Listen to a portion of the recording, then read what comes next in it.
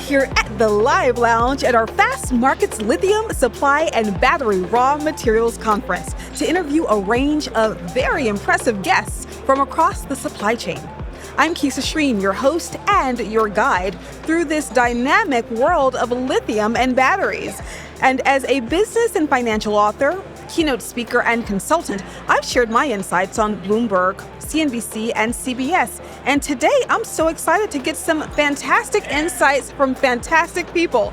And joining us right now is Ashley Zumwalt-Forbes. She's the U.S. Deputy Director for Batteries and Critical Materials at the U.S. Department of Energy and co-founder, president, and director of Black Mountain Metals, Black Mountain Exploration, and Black Mountain Carbon Lock. Ashley, it's so great to see you here. Thank you for joining us. Wonderful to be here. Thank you so much for having me. Absolutely. So Ashley has a fantastic background as an engineer, as well as experience in acquiring, financing, and developing greenfield and brownfield natural resources. And just jumping into that, in 2020, you were featured as the Energy Award winner of Forbes 30 Under 30. 2021, chosen for the Oil and Gas Investor 40 Under 40.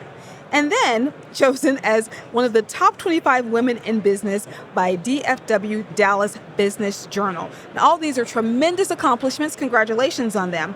But I'm wondering, how did you transition to a small town in Oklahoma to these sorts of awards? Clearly, you were prepared well. So tell us their secret, that small town secret, so others can emulate it. What was the trajectory there?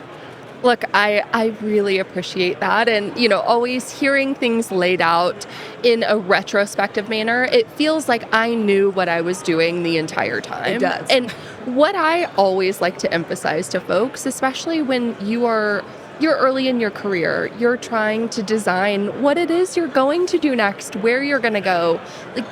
You are figuring it out. You are absolutely figuring it out every step of the way. So don't feel like you need to have every step mapped out. From my standpoint, I'm actually the first person in my family to go to college. So I'm from Choctaw, Oklahoma.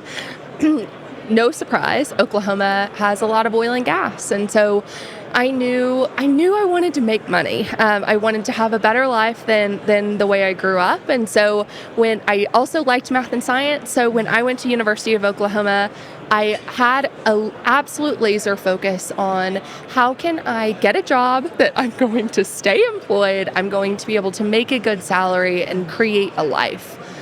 While I was at OU, I got fascinated with entrepreneurship, and really absolute credit to this amazing program there called the Center for the Creation of Economic Wealth. It partners students with inventors at the university, and you have to help the inventor create a business plan and ultimately launch it. I loved it. Absolutely fell in love with the process, loved raising money, loved kind of like seizing the day and really creating something. I majored in petroleum engineering, so all of that fascination with entrepreneurship, let's put it to one side, because my first job out of college was working for an enormous oil and gas company called ExxonMobil, which everyone should know. I had an amazing experience at Exxon, worked there for 3 years, and really was able to develop technical chops. So I worked on drilling rigs 28 days. Yes, as a drilling engineer, I worked on rigs 28 straight days, and then I would have 28 days off work, which is actually a great schedule early in your career. Learned a ton, worked all over the world. My biggest assignment was in Argentina. I drilled and fracked 2 of the very first unconventional wells in the Vaca Muerta in Argentina. But ultimately came back to my roots and said, I love being technical, I love being hands-on, but I want to be entrepreneurial. And so I left ExxonMobil on my 3-year anniversary on the dot, because that's the day my 401k vested. And strategic, okay. Yes. And I went to Harvard Business School to get an MBA. On the back of that, I through reaching out to the alumni network, was able to find my co-founder, a guy named Rhett Bennett. He had been a serial entrepreneur within the oil and gas space in Fort Worth, Texas. And as soon as I met him, I thought like, oh man, I want to be this guy. He was, I don't know, he turned 40 a couple years ago. He started 8 or 9 companies, like amazing exits. And I thought, on the back of getting an MBA, I want to go learn this guy's secret. Like I want to be in it, learn it, understand it.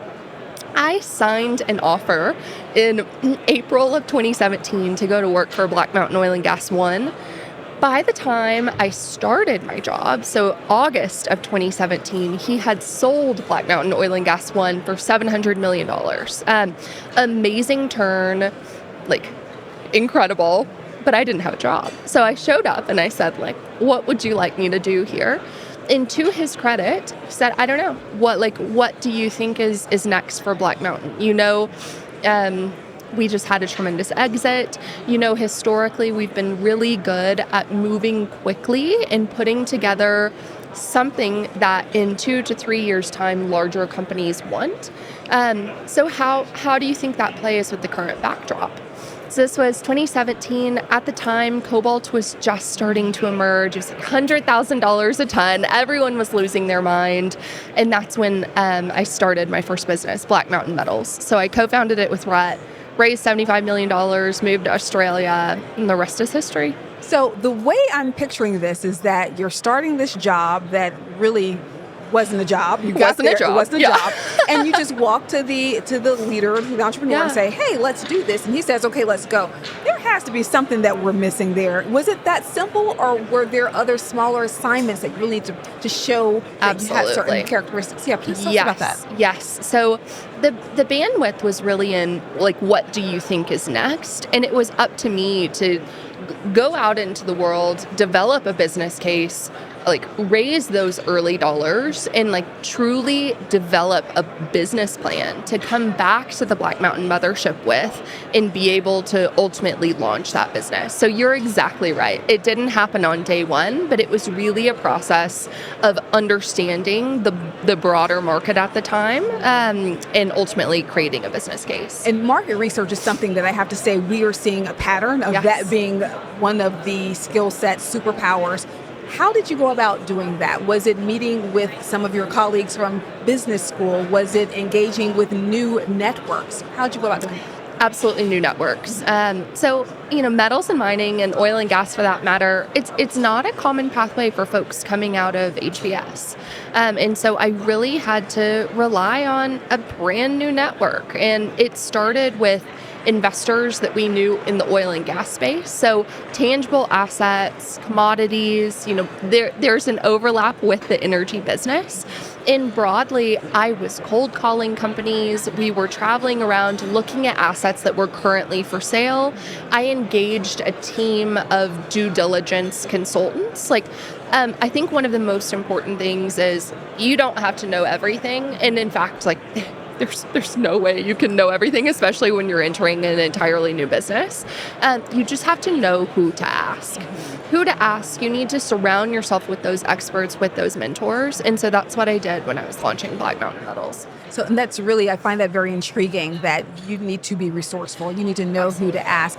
In terms of looking at talent, when you're onboarding people, what sorts of characteristics do you look at? I suspect being resourceful is one of them. But after that, what sorts of characteristics do you look for when you're onboarding talent? Yes. So number one, being scrappy. I want folks who, yes, you are hired for a job. You are hired for a specific assignment and, you have this title. But I want folks who can lean in, can wear multiple hats. If they see a problem, they don't say, not my lane, I'll let someone else deal with it. But you jump in and you figure out how to solve it. That is what being a business person is. That's what being a problem solver is. Outside of kind of, quote, scrappiness, I also really like, and this is so stereotypical, but just hard work. I certainly am never the smartest person in any room, but you're going to be hard pressed to find someone who works harder than I do. And so I like folks who show up. If you've got a problem to solve, there's a tight deadline, you will throw your shoulder into the effort and come hell or high water, you're going to figure out a way around it. So hard work and really just that determination to overcome whatever obstacle it is, particularly in the entrepreneurial space.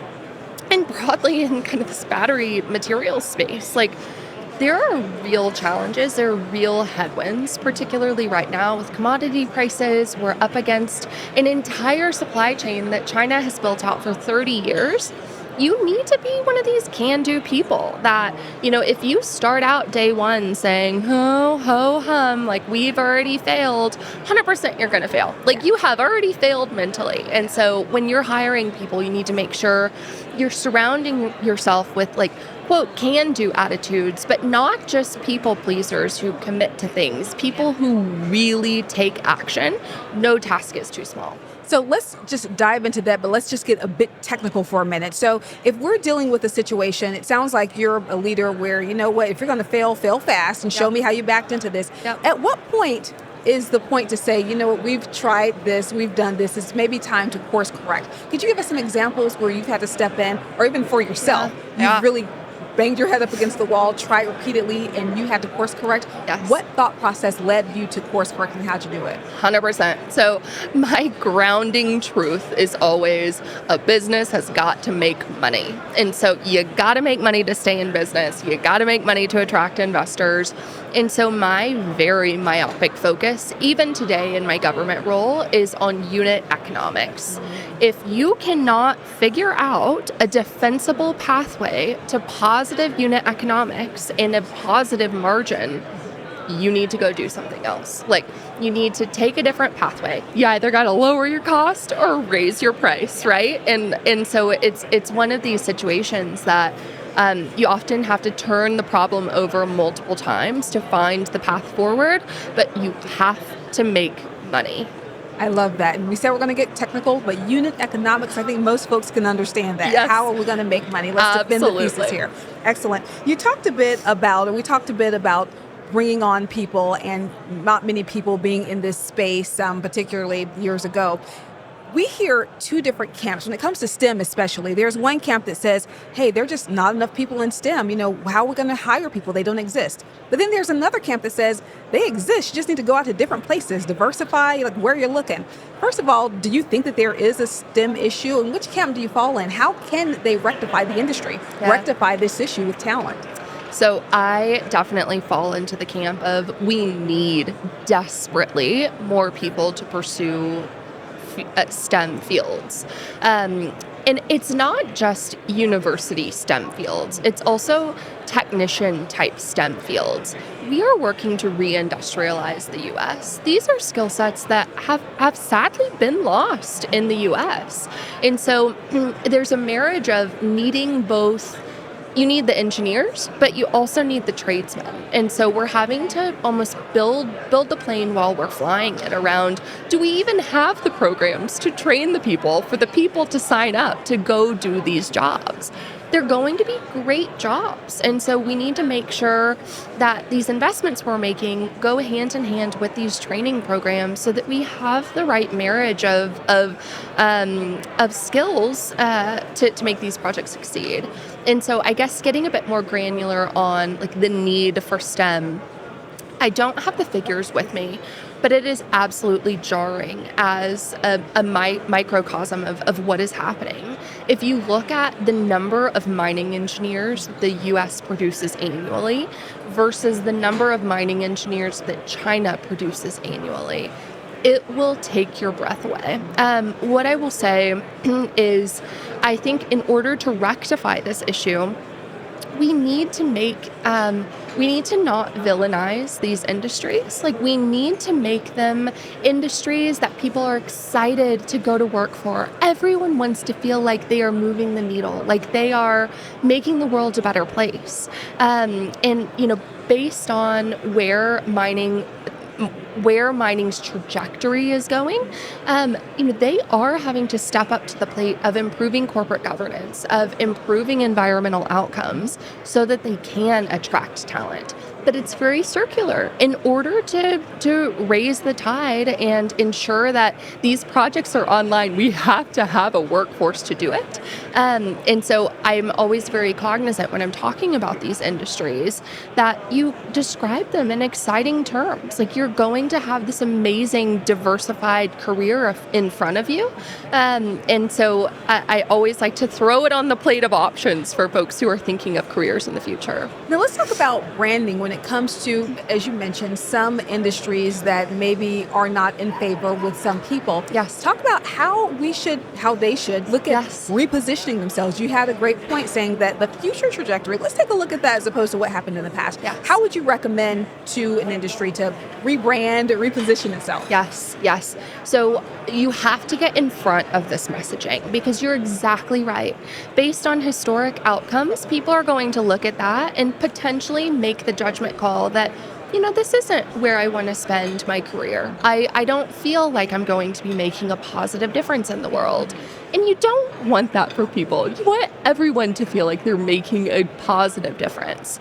And so in order to do that, I really think industry needs to get in front of the narrative. You're really starting to see this happening around describing, addressing exactly what has gone wrong in the past and the guardrails that are now in place around processes and around standards and just around diligence to ensure that we don't reach those negative outcomes that we historically have. Okay. I'm going to take a shift here and just talk about folks who've inspired you, people who really earlier in your career, even now, just stand up as examples for you. Who inspires you and why? Yes, so many people. I referenced earlier in this talk, you don't have to know everything. You just need to surround yourself with people that you can ask questions of and are willing to help. There's one real life example of someone who has just gone above and beyond in my career. It's a guy named Nev Power.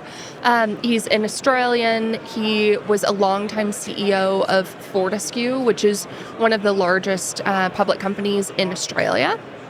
And amazing miner, amazing operator, and really has been such a partner over the last 5 years around really thinking of these very complex issues and specifically how to break them down. I'm fascinated every time I speak to someone who can take what is a gripping challenge globally and truly distill it into actionable points that it makes you feel like you're able to overcome it. And how does he do that? Tell us, how does that happen? What have you witnessed from him? Exactly. I always frame it a leadership style of being a practitioner as well. So not only does he lead, but he also practices what needs to happen. And so because he does that, he's able to be much more granular and get into the weeds around this is what has happened historically. This is exactly how we've overcome it. The situation in front of us is a bit different, but we can take those lessons learned and apply them going forward. And so I really think it all comes down to both having that very pie in the sky, strong strategic view, but also having a historic background in being very in the weeds, being operational. He was also an engineer. He was also a technician, truly understands how businesses work. On a more personal note, he also was Australia's COVID commissioner. So he was head of the COVID response task force for Australia. And since I've transitioned to government, it's actually been really helpful in having someone who has made that private sector to government transition for a period of time and how he was able to tackle challenges and be a bureaucrat. Absolutely. So that brings us to a question about the operations in a corporation, for-profit versus government. How do you have to move in a corporate versus a government? Do you have different levers to pull? Is there a different way that you approach from a strategy perspective? What is the difference in operating in a company, for-profit, versus operating in government? Tell us about that. There are so many differences, yes. I think adding fuel to the fire is I transitioned not just from a corporation, but from an entrepreneurial venture into the U.S. federal government. So the transition is stark, right? It is a very different way of operating. What I will say is I'm still keeping profit front of mind. Let me add color. Yes, I know Okay. there's a surprised look on the face. An I know aha we're moment. all surprised. However, my job in the U.S. government is to be a good steward of taxpayer dollars. Every paycheck, we're all seeing taxes go out the door, and I want to make sure that I can look at U.S. citizens in the face and say, we are spending your tax dollars wisely. So with those tax dollars, we're deploying them into the battery material supply chain. And so my, again, very myopic focus with every single investment that's being made is unit economics. By deploying this capital, are we standing up a facility that in the future will be able to stand on its own 2 feet, will continue to operate, continue to employ people, continue to improve conditions in that specific area, or is it not, right? And so I'm really trying to view this as more of a private sector fund to really keep that front of mind and ensure that we're making the best possible investments. Now, on the lever side, things are different. Look, I sit within the Department of Energy. There are a broad variety of stakeholders, both within DOE and outside of DOE, that you have to be able to communicate complex subjects to. You have to socialize, get on board, who needs to sign off versus just be aware, go up the chain, back down the chain, iterate. It takes time. I had always heard timelines prior to entering government and thinking, no, we're going to get in there and just whip it into shape. The timelines are there for a reason. So there are very rigid processes, which can be extremely frustrating. However, they're there for a reason, and it's because the number of people and the level of risk that the U.S. government doesn't want to assume, right? We don't want to assume a tremendous amount of risk. We need to follow the processes to ensure we're upholding checks and balances. And ultimately, upholding checks and balances is being a good steward of taxpayer dollars. And what's amazing about this type of experience is that you've seen different leadership styles in different scenarios. What may work in one scenario may not go over so well in the other scenario. Absolutely. So I'm wondering, how do you think, in terms of best practices, how should folks really look to lean into their leadership style? Should they look at externalities? Should they look from within? Should they do a bit of both? How can they lean into what is true to them in terms of their leadership? I think it's a bit of both. I think everyone has naturally an innate sense of, this is how I lead. This is who I am as a person, right? Flip side of that is that everyone has a goal that they are trying to accomplish. So I would say, A, identify your goal. B, identify who your stakeholders are and generally how they operate, and then incorporate those needs and those people you need to get on board into your leadership style. So it's going to evolve. I have lived 1,000 lives since, prior to coming to the DOE, and in every role, you have to lead and act and perform differently to be fit for purpose. Okay. And another question along those lines, when you build a network, when you're chatting with people, when you're having these conversations, and many times you want it to convert to business, what are some of, would you say, the top 3 tips to make sure that when you're building the network, when you're having these conversations, that they can actively convert into business as opposed to having a conversation and it not yielding fruit? Yes. So again, I think in everything you do, and this is my mentor that I referenced earlier, Nev, this is his thing that he always says, but what problem are you trying to solve? So with, your overarching goal of your role and of your career, like where you're going next, what goals you're trying to accomplish. So with each individual conversation, like what problem are you trying to solve with this connection through the lens of the goals that that you have outlined. And importantly, it's very critical to ensure that, if it is someone that it directly relates to your role, that you have actionable next steps, that you have an outline of how you're going to interact going forward. If it's truly building the network for future for future conversations or for future, quote, things, I love LinkedIn. So I'm a LinkedIn power user, and I tend to like to add folks on LinkedIn such that I hear what they're talking about. I can see role changes. I can really easily search like, oh man, I can't remember if I know someone at XYZ company. Found them.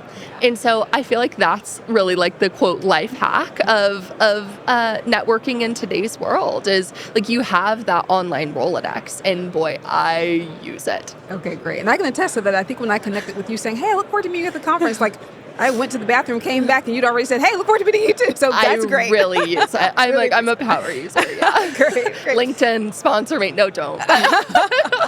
Well, let's go and let's take a step back and talk to 10-year-old Ashley. So you've told us a lot about your work as an entrepreneur in the government, your life hacks. If you could look at that little girl now and say, hey, you don't know what I know, but I have a feeling that you're thinking X or you're thinking Y. This is what I want to tell you to let you know it's going to be okay and that you're going to be successful. What would you tell your 10-year-old self? I think it's always so cliche when people say this. It's almost like one of these eye roll moments of everyone thinking like, oh yeah, whatever. But truly, I would just encourage myself to like continue keeping my head down and working hard, especially at that point in my life. Like, you have no idea how your life is going to turn out. And even today, I don't know what I'll be doing in 5 years. I have absolutely no idea. But what I can say is like really going out into the world and making it happen as opposed to letting the world happen to you. I think the way that you do that is you put your head down and you work your tail off every day.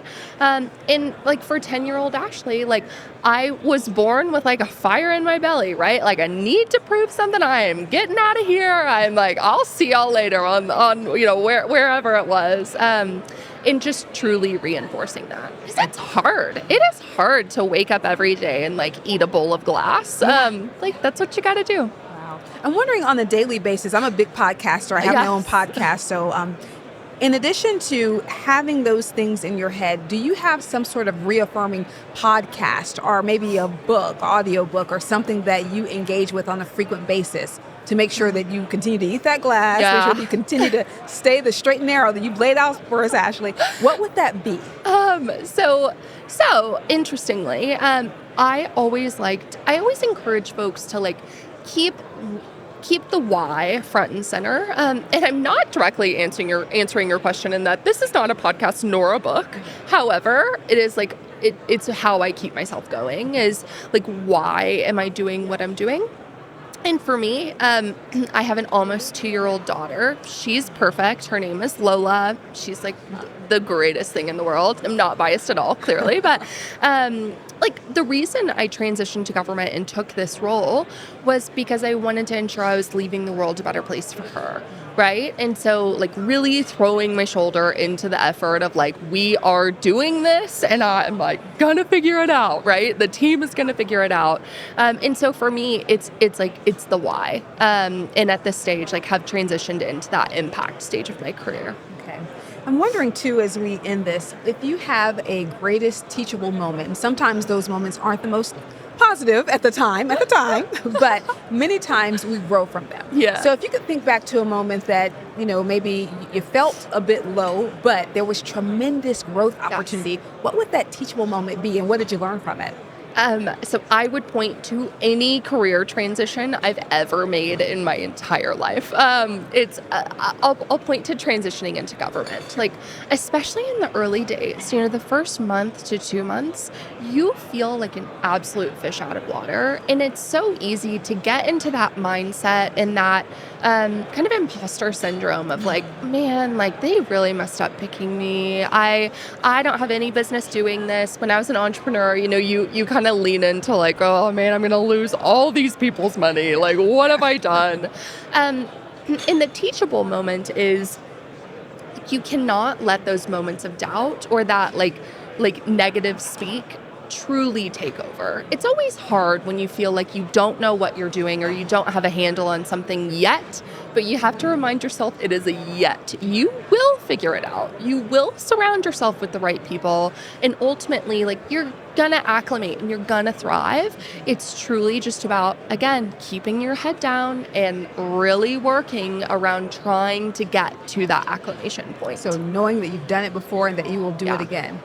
Yes, which is, it's always easier to say that than to really internalize it. But you are exactly right. Like, that is what it's all about. So from being scrappy as well, being scrappy in your approach, to really looking at leadership from outside externalities as well as your own leadership emerging, and also to having that self-confidence. What a wonderful conversation this has been. Ashley, thank you so much for joining us. Thank you so much. I had fun. Oh, fabulous. Me too. And thank you so much for our live lounge listeners. I hope you had fun too. And whether you're listening in person or you're catching up on this, don't forget to subscribe to catch up on all of our other episodes. You can find these on YouTube, Spotify, Apple, Podbean, SoundCloud, or wherever else you get your content. If you want to find out about other events we run in this space, head to the events section at fastmarkets.com. I'm Keisha Shreen. Thank you for joining us.